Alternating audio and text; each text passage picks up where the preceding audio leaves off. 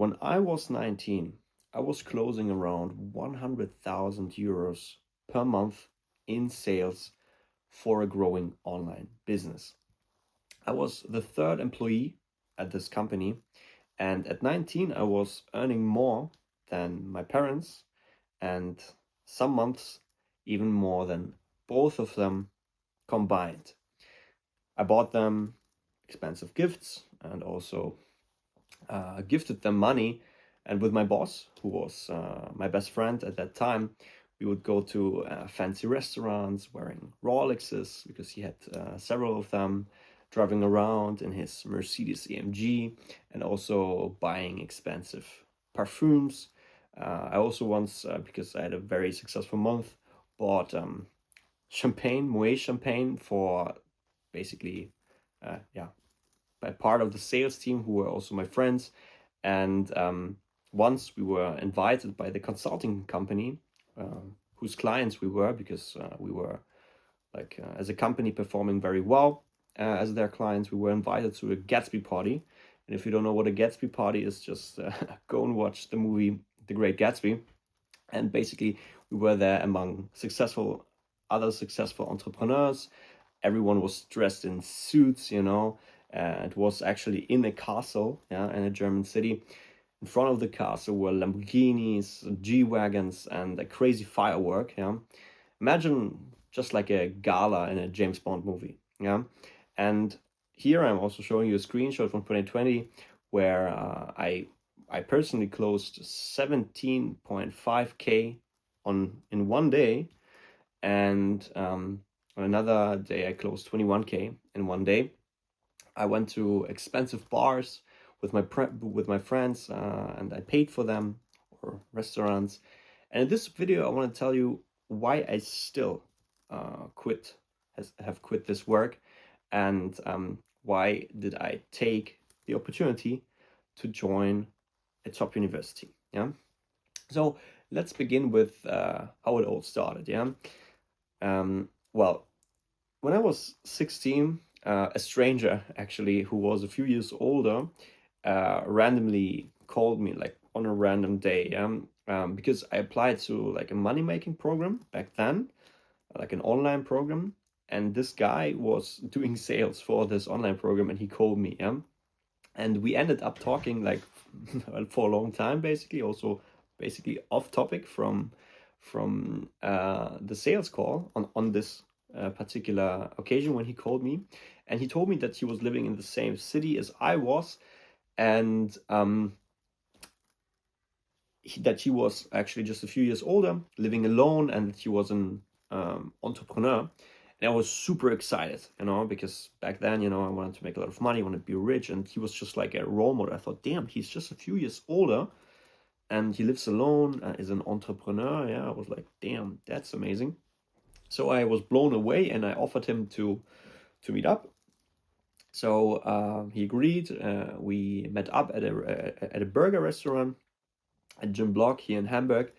And there he offered me to work for him, to learn sales from him. Yeah, and I was like, I think I was 16 at this point in time. And he offered to teach me sales, and I agreed. It was like a Wolf of Wall Street moment for me. And so a few times after school, I was a few times a week, or once a week after school, I was meeting up with them, and I would learn sales, and we would do sales together for basically the company he was doing sales for. And we became actually quite good friends. And when he started to build his like own larger business, which was actually right around the time when I was about to graduate high school, yeah, when this new business of his started to become more and more successful, started to gain traction. This is when he offered me to do sales in his new company. Yeah. And for me, it sounded like an amazing opportunity. So I began. And after 1 year of doing sales at his new company, I actually became closer. Yeah.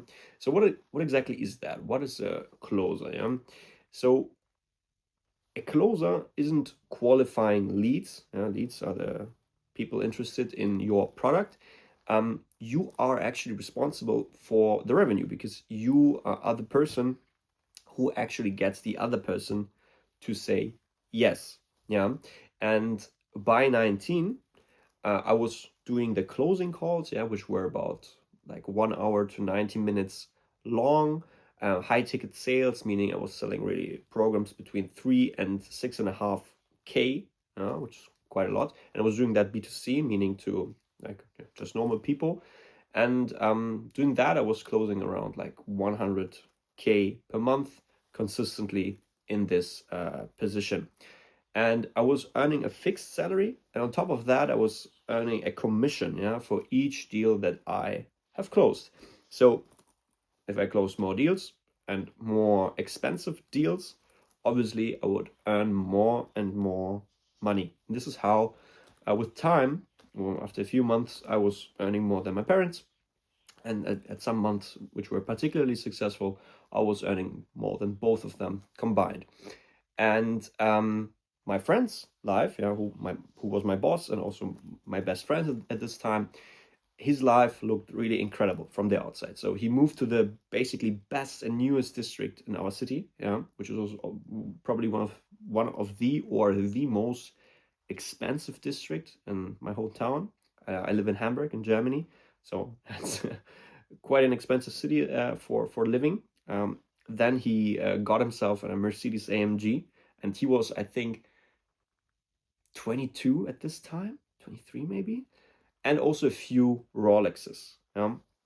And eventually, he also moved to Cyprus in a villa there, and yeah, basically lived the Imangaji lifestyle in a way. Yeah, and for a while, I also thought I made it. That this is kind of I'm in a really good position now, and I mean, I was earning quite a lot of money, and I was very respected in my circle, at least in the online business circle. And at some point, I think around like maybe, yeah, 6 to 8 months, I started to feel like a certain shift. Yeah, and it became stronger after the first year, basically. And what did I feel? So the calls kind of began to blur together. Felt like the same objections every time, same scripts I was using, same conversations that I had basically daily. Yeah, and I want to be honest with you about this, because I feel like online and in movies, sales gets glorified a lot. It's like, oh, you're convincing somebody. Oh, you are making a lot of money. You're closing deals. It sounds like exciting. It sounds like very amazing. And if you, for example, watch The Wolf of Wall Street, you really start to believe that basically sales is the coolest job in the world. And it's that exciting and that dynamic work. And it has exciting moments, I won't lie to you. There were many moments where, for example, people who actually were very insecure in regard of buying the product, and I made them feel more secure. And then in the end, I, for example, spoke to them, and like after a month joining the program, they were quite happy. Or people who, for example, decided to upsell, even though in the beginning they weren't that convinced. So it had also very nice moments, especially when, yeah, you made sure that someone has entered the program, and this person was quite insecure in the beginning, but then was very happy with that decision. Those were very beautiful moments, actually. But what about the day-to-day reality? Yeah, I would say from my experience until this point, it was like one of the most monotonous jobs I have ever experienced. And if you're someone who needs variety, like I do, that monotony will annoy you and eat you up. Yeah. And doesn't matter how much is in your bank account, it will annoy you a lot at some point in time. And I started to feel burnt out. I started to get weird negative thoughts, compulsive thoughts, and I started to get anxiety, yeah, because of all of that. And several times after work, I really cried. I just cried. And I felt really depressed. And to be honest, there were more reasons for this mental state, not just the monotony in the work. I had quite bad mental health at this point in time, to be honest. But this is like topic for a different video. But it definitely contributed to that. And I learned something very valuable from that. And let's forget the money for a second. Yeah. What are the actual day-to-day tasks that you are confronted with? Yeah? Not the title of the job, not the salary. What exactly are you doing on day-to-day basis? Yeah. So what do you do between 9 a.m. and 6 p.m. if we talk about a 9 to 5 job, yeah? Or 9 to 6 job in this regard? Would those day-to-day tasks that you are doing, yeah, would you do them if you weren't get paid for that? Yeah. Are you interested actually in the mission of the company? Yeah. And do you want to do those tasks to contribute to that kind of mission? I think those questions are very important. And I started to think about them like later after having that experience. Yeah. And a really important question in that regard is, what would you, or would you still pursue those day-to-day tasks if you like didn't win the lottery? Meaning that if you will not become rich, would you still do those like day-to-day tasks? Because I feel like also in particular, basically in my space, in the business space, yeah, there are so many jobs that have very impressive titles, but genuinely quite boring daily work. For example, like business development manager or sales manager of, or yeah, there are so many titles, operations associate, yeah, and stuff like that. So it doesn't mean that every job of these is boring, but I feel like the most important thing to judge a job by are the day-to-day tasks, and whether those are tasks that you would do even, yeah, basically voluntarily, if you would be interested in those day-to-day tasks. Yeah. And this is something you should be aware of, and what I want to be to make you aware of. Yeah. And I myself get still quite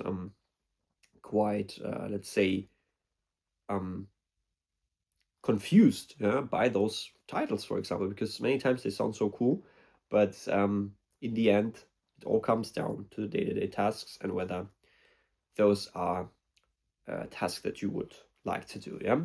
And this is also, by the way, something I go much deeper into in my live setup course, specifically in the module, should you pursue the cash? Because I think this is a very important question for young people. In this video, in the course, I look at people across very different, basically different fields who all ended up wealthy. Yeah. And in every case, the money that they made was a consequence, rather, yeah, of doing great work and actually caring about the field or their work, yeah, in a very, very strong way. So it wasn't the other way around. Yeah. So they were pursuing something they enjoyed and were caring a lot about. And from that, they were gaining wealth. Yeah. And in this video, I'm talking in more detail about this. And if you're interested in subjects like these and in the transformation, yeah, from a student who is ambitious but wastes his school to a student who uses school as a launchpad towards exciting career goals, yeah, check the first link in the description. And I'm excited to welcome you there. So after feeling very, very bad and actually making the decision to quit this job, which was a very difficult decision, I think one of the most difficult decisions in my life, and a very very important inflection point. I spoke to a senior entrepreneur who I got to meet during that time. And this guy was older. I think he was around 35. From what I understood, he also worked in America for a while, and in North America. And I asked him, he was building a tech company, and I asked him, like, what should I do now? Like, I quit the job, like, I made good money, I made good savings, like, what should I do now? Yeah.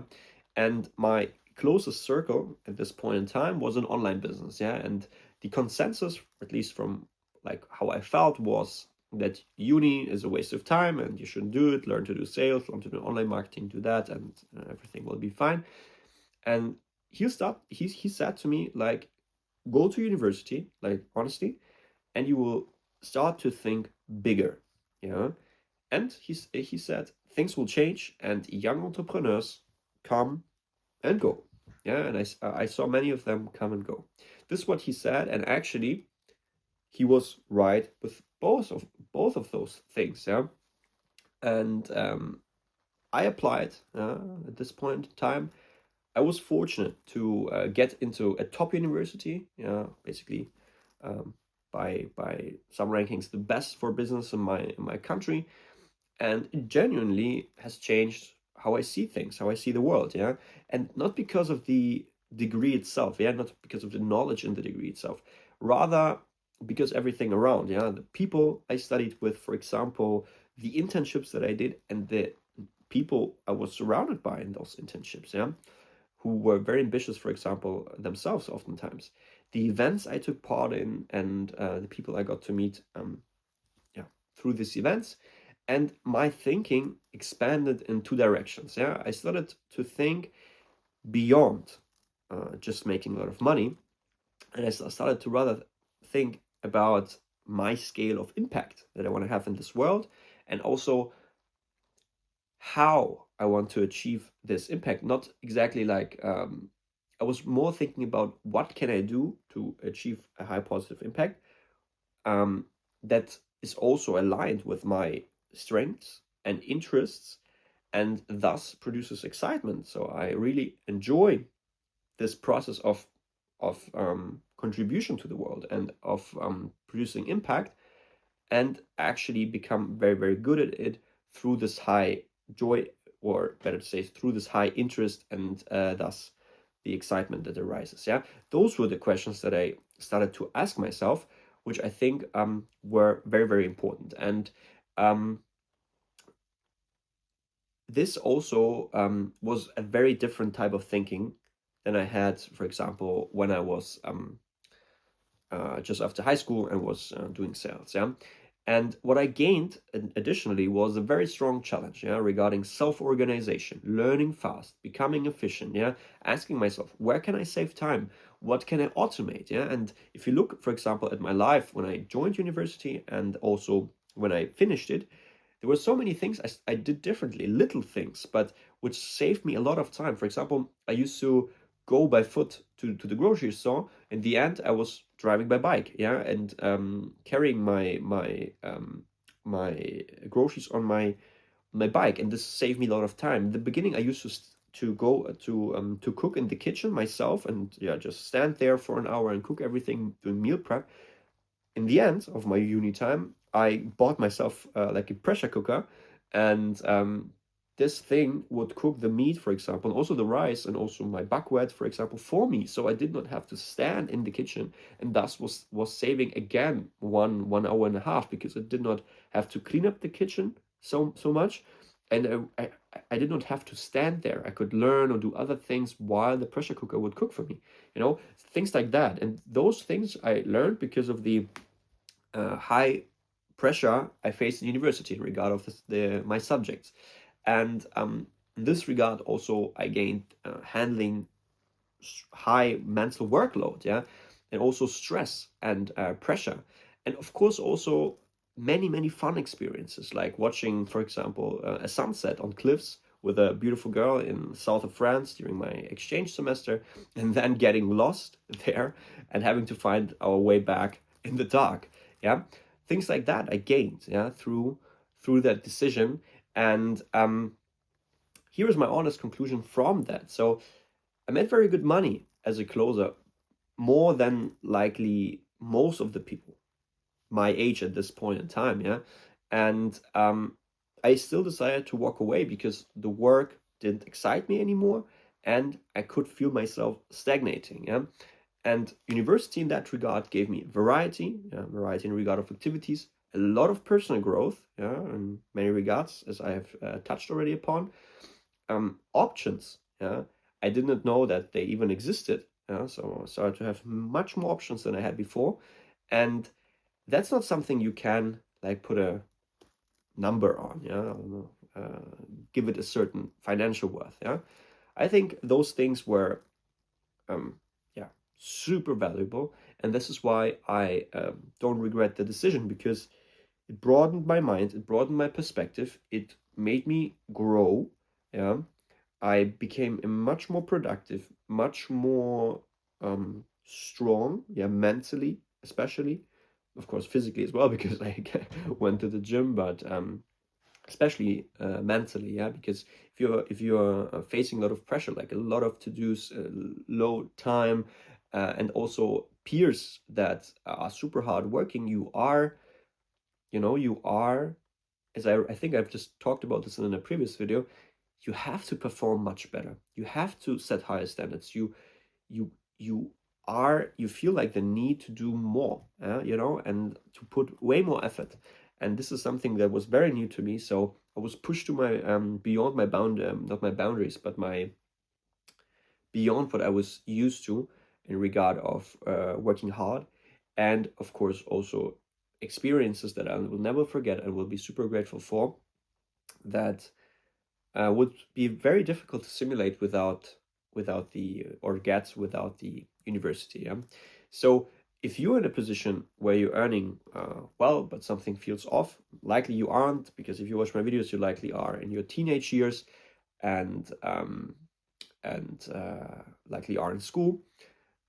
But if you will get in such a position, yeah, you're earning a lot, but something feels off, don't ignore that feeling. Yeah, ask yourself what your days actually look like, and if those are days that you would actually like, yeah, to pursue on and on, yeah, and whether the tasks in those days are tasks that you actually want to pursue. Because I feel like, especially in regard of careers that make a lot of money, I think people basically, their judgment gets clouded by the name of the position, the status of the position, and the um, earnings of that position, that they care about all of that more than the tasks itself. But I think it should be the other way around, and this is why I'm making you aware of that. And um, yeah, I hope that you can take those learnings for yourself. I mean, if you get into the opportunity to make very good money, and for a while have to do like work that you don't enjoy that much, I think that's fine, because getting yourself like some financial backup, and also um, yeah, basically some, not that this is not about wealth, it's rather about um, yeah, some very good savings. Yeah, and there are jobs that aren't that nice but are paying very, very well. I think doing that for some time, it's fine. It's fine, because with that money you can open up new opportunities for yourself, mentoring programs, coachings, very cool travels, or just savings. That's totally fine. But the most important thing is to not choose careers that you pursue long term just based on their names, their status, and their earnings. Yeah.